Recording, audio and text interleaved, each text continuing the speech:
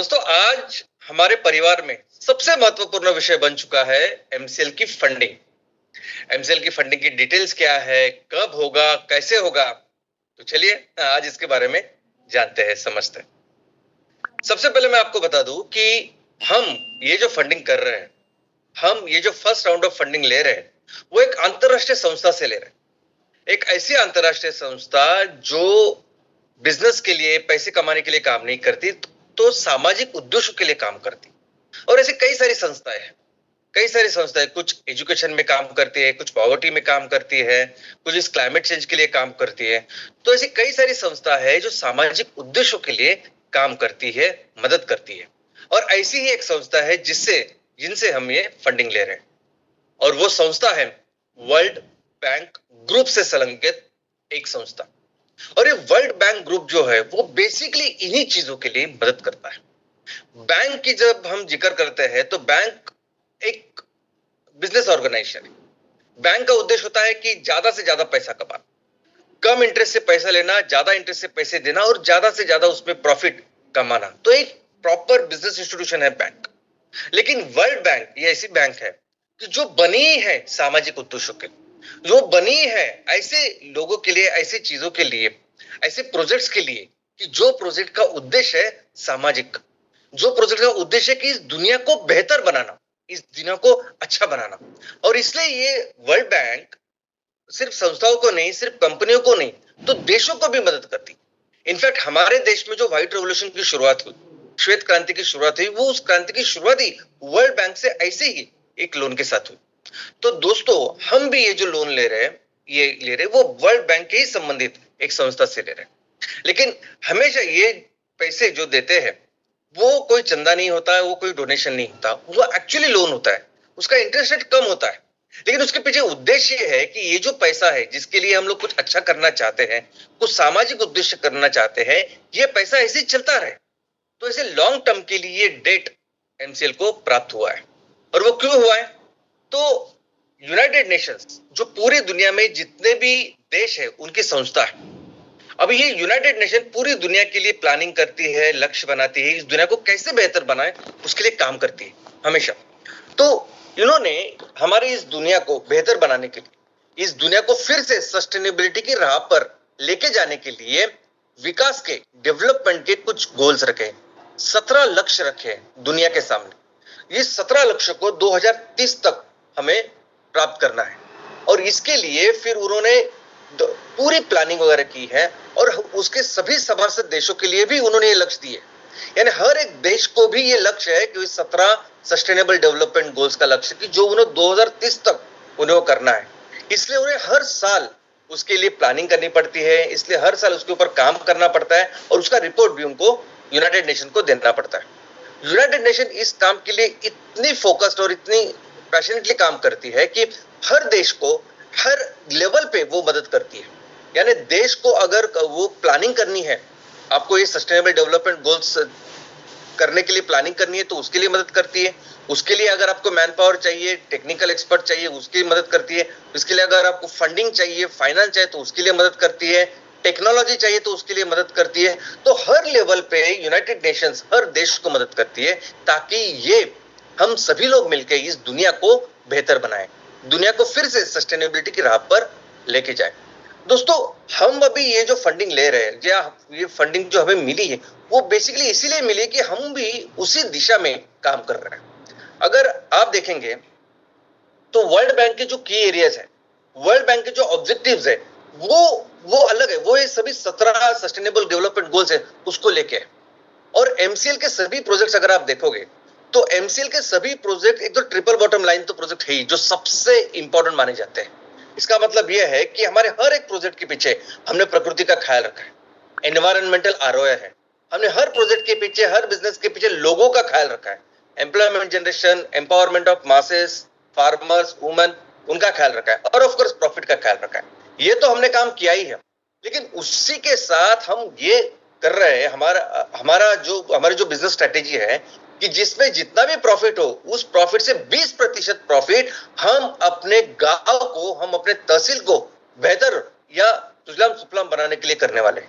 और वो क्या है सुलभ बनाने का तरीका? तो यही 17 सस्टेनेबल डेवलपमेंट गोल्स। तो यही जो पानी में स्वयं पूर्ण हो, या एजुकेशन हो, पॉवर्टी एलिवेशन है, ये सभी चीज वो करना है। उसी के लिए जो यूनाइटेड नेशन पूरी दुनिया के लिए जो सोचते हैं, वही हम तहसील के लिए, गांव के लिए सोचते हैं। और लेकिन इन दोनों चीजों के लगता है पैसा। तो ये पैसे जनरेट करने के लिए हम ये बिजनेसेस कर रहे हैं। तो हमारे ये जो चीजें हैं, ये एक्चुअली यूनाइटेड नेशन जो काम करी उसी को आगे लगा लेके जाने का काम है। लेकिन सबसे इंपॉर्टेंट बात कि जिसके वजह से हमें ये फंडिंग मिली है, कि इसलिए नहीं मिले कि हमने ये सब कुछ कागज पे उतारा है, पेपर पे उतारा है, उसकी रिपोर्ट की है और उनको दी है, सबमिट की है। हमने एक्चुअली किया है ना। हमने अपने पूरे परिवार में, एमसीएल परिवार में इतने सारे उद्योजक जो तैयार किए हैं, जितने सारे एमएसएस एमवीपी है, इतना बड़ा परिवार जो हमने किया है, उसके साथ साथ जितना भी हो सके, जितने पास हमारे जितना भी पैसा हमारे पास था, उससे हमने जितना भी काम एमकोल का किया, एमसीएनजी किया, लेकिन किया। तो ये सभी जो काम किया है, जो एक्चुअल जिम में, फील्ड में जो किया है, इसी की वजह से हमें फंडिंग मिली। और दोस्तों, ये जो फंडिंग है, ये फर्स्ट फेज की, ये फर्स्ट राउंड ऑफ फंडिंग मैं बोल सकता हूँ। फर्स्ट राउंड ऑफ फंडिंग की ये जो साइज है, वो 3000 करोड़ की है। हमें जो अभी ये फंडिंग जो मिल रहा है, वो 3000 करोड़। अभी ये 500 करोड़ के 6 किस्त या 6 ट्रांचेस में ऐसी फंडिंग मिली। और अभी वो जो संस्था जो हमें ये पैसे दे रही है, उन्हें जब ये पूरे 6 ट्रांचेस इसी साल में, यानी इसी फाइनेंशियल आर्थिक टोटल 3000 करोड़ उनको, एमसीएल को इसी आर्थिक वर्ष में, इसी फाइनेंशियल ईयर में देने हैं। दोस्तों, अभी इसकी शुरुआत भी हुई, इसकी शुरुआत भी उन्होंने की, जैसा मैंने कहा। और आप देख सकते हैं कि उन्होंने छोटे छोटे ऐसे डेमो ट्रांजैक्शन किए। 15 जुलाई को उन्होंने वो किए। इनफैक्ट उन्होंने शुरुआत 9 तारीख को ही की, लेकिन इनिशियली किस प्लेटफॉर्म पे करना चाहिए, कैसे सर्वर पे करना चाहिए, तो इसके लिए मुझे 2-3-4 दिन गए। लेकिन बाद में 15 जुलाई से ये उन्होंने शुरुआत की। 15 जुलाई को उन्होंने 5 ट्रांच किए, 18 जुलाई को एक ट्रांच किया, तो टोटल 73 करोड़ का उन्होंने एक डेमो ट्रांच किया। अभी ये उम्मीद थी कि ये 2 दिन में ये होने चाहिए थे, लेकिन ये पूरे जो चले, ये पूरा जो स्विफ्ट जो ट्रांसफर था, वो स्विफ्ट ट्रांसफर था। उसमें एक बैंक दूसरे बैंक को अपनी ये इंफॉर्मेशन एक्सचेंज करती है, और दूसरी बैंक जब इतने सारे पैसे आने वाले होते हैं, तो पूरा वेरिफिकेशन वगैरह करती है, जिसमें इतना सारा वक्त अभी लग रहा है और लगा। तो इसलिए आने वाले दिनों में अभी जो आगे का जो ट्रांस होगा, आगे की जो फंडिंग होगी, या जिस तरह से ये फंडिंग का ट्रांजेक्शन हो गए, ये होंगे डायरेक्ट वायर ट्रांसफर।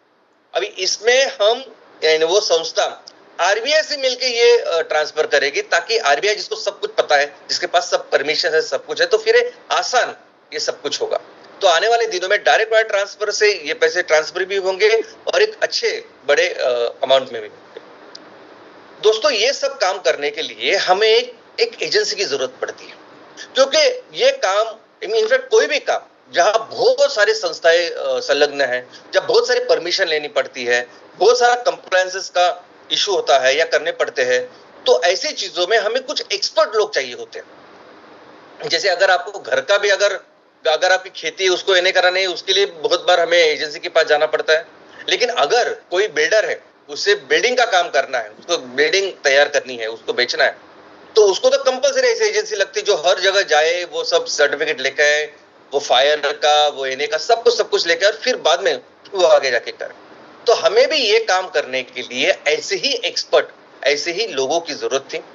इसलिए हमने एक ऑथराइज्ड एजेंसी को अपॉइंट किया है, जो हमारे लिए, हमारे इस प्रोजेक्ट के लिए एमसीएल की तरफ से ये सब काम करती है। और दोस्तों, जिस तरह से ये बिल्डर का जो काम होता है, तो बिल्डर में ये वो जो एजेंसी है, वो सभी तरह के परमिशंस लेती है और देती है कलेक्टर साहब को, या कलेक्टर, कमिश्नर, जो भी अथॉरिटी है, और फिर वो उन्हें वो फाइनली परमिशन देते कि चलो आप बिल्डिंग बना सकते हो। तो वैसे ही हमारे देश में अगर ये काम करना है, हमारे देश में अगर आपको ये कोई इंटरनेशनल फंड ये सब कुछ करना है, तो जो संस्था है जो इसका पूरा नियमन करती है, जो इसकी अथॉरिटी है, वो है reserve bank of India, RBI. तो हमारी ये भी, इस संस्था ने भी सभी तरह के परमिशंस लेके आरबीआई को दी। और आरबीआई वो संस्था है हमारे देश में, ये सभी वित्तीय संस्था का वो नियमन करती है, प्रमुख संस्था है, जो इसके बारे में एक फाइनल ऑर्डर भी देती है, रिलीज ऑर्डर भी देती है, और इसका पूरा नियमन आखिर तक वो ट्रांजेक्शन का करती है और इसमें वो ऑर्डर भी देती है और फाइनल जब हमें फंड रिसीव करना होता है तब वो सिग्नेटरी अथॉरिटी जो होती है उस सिग्नेटरी अथॉरिटी की एक जांच करती है बायोमेट्रिक की तरफ से और उसको अपॉइंटमेंट देती है। तो ये जो बायोमेट्रिक अपॉइंटमेंट की का लेटर होता है या जो प्रक्रिया होती है ये आखिरी प्रक्रिया होती है इस सब चीजों में। मैं जो अभी आपको लेटर दिखा रहा हूँ ये एक्चुअल हमारे लिए जो बायोमेट्रिक की अपॉइंटमेंट हुई ये वो लेटर है, एक्चुअल आरबीआई का वो डॉक्यूमेंट है। इनफैक्ट इसके आगे एक बायोमेट्रिक वेरिफिकेशन डिटेल्स और केवाईसी है। अभी ये भी हमारे ही लिए 3000 करोड़ के लिए जो आरबीआई ने डॉक्यूमेंट दिए ये ओरिजिनल डॉक्यूमेंट है। आप देख सकते हैं कि इसमें ये 3000 करोड़ के लिए है। ये पिछले महीने जून में हुआ, जून का 6वां महीना 2024 का है। ऑफ कोर्स वो आइडेंटिटी अभी मैं आपको नहीं बता सकता क्योंकि जब तक वो पूरे काम कंप्लीट नहीं होता तब तक हम डिस्क्लोज नहीं कर सकते। ये हम लिखते हैं एग्रीमेंट के दौरान जब हम काम करते हैं। तो ये स्टेटस है, तो ये फाइनल होता है। यानी इसके बाद ये जो पर्सन होता है, जो एजेंसी होती है, जो ऑथराइज होती है, वो फिर कम्युनिकेट करती है। वो जो पैसा दे रही वो संस्था, जो ले रही वो संस्था आरबीआई, और इसकी जो सिग्नेटरी है वो जो सिग्नेटरी होता है एक्चुअली, तो उसको ऑथेंटिकेशन आरबीआई से इस रिकॉर्ड से या इस पत्र से, इस डॉक्यूमेंट से मिलता है। तो दोस्तों ऐसी सब शुरुआत हुई। लेकिन अभी इसमें एक ही चीज है जो थोड़ा सा इश्यू है कि टाइमलाइन बार बार पिछले 2-3 हफ्तों से ये आगे पीछे हो रहा है। पहली बार इस महीने में 5 जुलाई को मेरा एक वेबिनार हुआ था। अभी उस 5 जुलाई को मैंने आपको कहा था कि 8 जुलाई यानी सोमवार को हम इस फंड को रिसीव करेंगे और 9 जुलाई को हम इसको डिस्ट्रीब्यूशन करना शुरू कर देंगे। और इसका कारण यह था कि हमें 4 जुलाई को ये रिलीज ऑर्डर मिली थी। अभी ये शुरू होने के बाद मुझे लगा हम लोग भी पहली बार कर रहे हैं। इनफैक्ट मेरा जो नॉलेज इस सभी अंतरराष्ट्रीय ट्रांजैक्शन के बारे में भी पहली बार है, मैंने इसकी पढ़ाई नहीं की थी, तो मुझे लगा ऐसे होगा। लेकिन आज हम देख रहे हैं कि इसके पूरे जो वेरिफिकेशन है, ये बाकी सब जो चीजें हैं, उसको इतना समय लग रहा है। इनफैक्ट ये पूरा जो ट्रांच, पहला भी ट्रांच जो हमें करना है, उसके लिए टाइम लिमिट है। उस टाइम लिमिट में ही ये काम करना है। जैसे मैंने कहा कि पूरे 6 ट्रांचेस वो एक ही साल में करना है, वैसे पहला ट्रांच भी कितने दिन में करना है उसका एक टाइमलाइन है। अभी ये डिले हो रहा है, इसलिए वो संस्था भी हमारे पीछे पड़ी है कि आप इतना वक्त क्यों लगा रहे हैं। लेकिन ठीक है, हम जल्द से जल्द अभी इसको सॉल्व करेंगे, रिजॉल्व करेंगे, वेरिफिकेशन की प्रक्रिया पूरी करेंगे और जल्द से जल्द ये फंडिंग हमारे सभी प्रोजेक्ट्स के लिए लेंगे। आप उसकी बिल्कुल चिंता मत करिए। इसके बारे में जब ये काम होगा, और ये जल्द से जल्द होगा अभी, क्योंकि हमें भी टाइम लाइन है सभी को। जल्द से जल्द मैं होने के बाद आप सभी को इसके बारे में अवगत करूंगा। लेकिन दोस्तों बात सिर्फ 3000 करोड़ की नहीं। देखो 3000 करोड़ हमारी संस्था के लिए, अभी एमसीएल के लिए, इस स्टेज के लिए वैसे देखा जाए तो बहुत बड़ी फिगर एक साल में। लेकिन जिस विषय के लिए हम लोग एक काम कर रहे हैं ना, ये विषय बहुत बड़ा है। इस विषय के लिए जो पोटेंशियल है फंडिंग का वो बहुत बड़ा है। इनफैक्ट आपको सुन के आश्चर्य होगा कि हम ऑलरेडी अभी नेक्स्ट लेवल का काम कर रहे हैं, क्योंकि उन्होंने जिस तरह से हमारा काम देखा है, एमसीएल का काम देखा है, तो उनको पता है कि हम लोग बहुत जेन्युइनली ये काम कर रहे हैं। और इसीलिए हमारी जो एजेंसी अभी काम कर रही है इसके लिए, जो पूरे एक्सपर्ट्स बने हुए हैं, अभी नेक्स्ट लेवल की फंडिंग भी हमारे लिए तैयार कर रहे हैं। और ये सभी जो फंडिंग है, ये सभी जो पैसे है, वो बेसिकली आपके लिए आ रहे हैं, आपके सभी प्रोजेक्ट्स के लिए आ रहे हैं। एमसीएल, एमकोल, एमसीएनजी प्रोजेक्ट्स के लिए आ रहे हैं। बाकी उसके रिलेटेड जितने भी बिजनेसेस हम करेंगे उसके लिए आ रहे हैं। आपको तहसील को बेहतर बनाने के लिए आ रहे हैं। एमसीएल खुद प्रोजेक्ट नहीं लगाएंगे, आप ही लगाएंगे। और ये सभी जो पैसे हैं ये आपके लिए ही आ रहे हैं। तो देखा जाए तो अगर 3000 करोड़ बहुत आपको लगता है, लेकिन हम जिस विषय में है, रिन्यूएबल एनर्जी में है, रिन्यूएबल एनर्जी में दोस्तों पिछले साल 142 लाख करोड़ पूरे दुनिया में निवेश हुए थे। और हमारा तो इतना बड़ा पोटेंशियल है। एमसीएल की भी अगर मैं बात करूं तो फिर भी उस 142 में 1 लाख करोड़ नहीं आए, 10,000 भी नहीं, ये सिर्फ 3000 है। तो आने वाले दिनों में ये जो पोटेंशियल है ये बढ़ने वाला है। इनफैक्ट सिर्फ इतना ही नहीं, जब हम बात करते हैं कि दुनिया के लिए 20 से 25% या उससे ज्यादा भी हम फ्यूल ईंधन का निर्माण कर सकते हैं और दुनिया के लिए दे सकते हैं, तो सोचिए आने वाले दिनों में हमारा पोटेंशियल क्या होगा, हमारे देश का पोटेंशियल क्या होगा।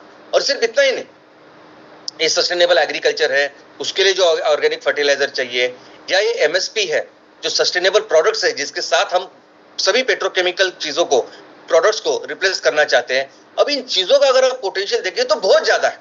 और क्यों ज्यादा है? क्योंकि हमारे पास रिसोर्सेस है।